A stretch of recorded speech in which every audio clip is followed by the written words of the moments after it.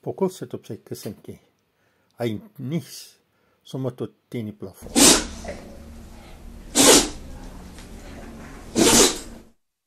Oupa en ouma probeer alles. Geef hom 'n bietjie warm tee, gee hom 'n sagte kombersie, maar ou Pokkels is nog net harder. Ag nee man, sê oupa. Ouma, ek dink ons moet hom maar veearts toe vat. Oupa en ouma klim in die rooi bakkie en sit vir Pokkels op hulle skoot. Hulle vat die pad af daar na die veearts toe.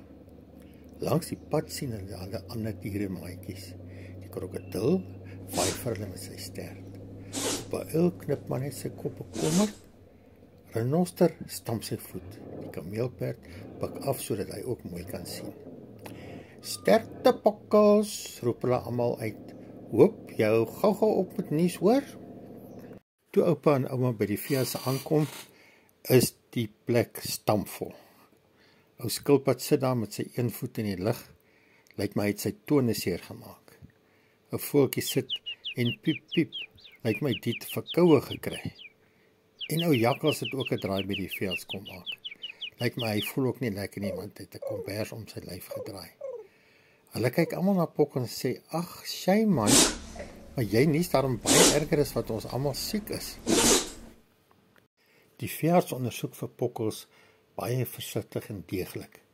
Hy kyk in sy oë, sy ore en toe in sy neus. Aha, sê die veearts. Pokkels het klein blommetjies wat in sy neus vassit. En dit is wat hom so laat hoes. Hy haal dit baie saggies uit met 'n tweezer en gee vir Pokkels sy medisyne. Skielik is al die genieserye op 'n einde. Jippie, blaf Pokkels. Oupa en ouma en al die dieremaatjies is baie bly dat dit nou soveel beter gaan met Pokkels. Hulle besluit almal, hulle gaan nou lekker roomys eet. En die hele lot klim bo op oupa se rooi bakkie. Ou renoster koop vir hom sjokolade roomys. Kameelperd hou meer van die vanilja. En so kry elkeen vir hom 'n lekker groot roomys.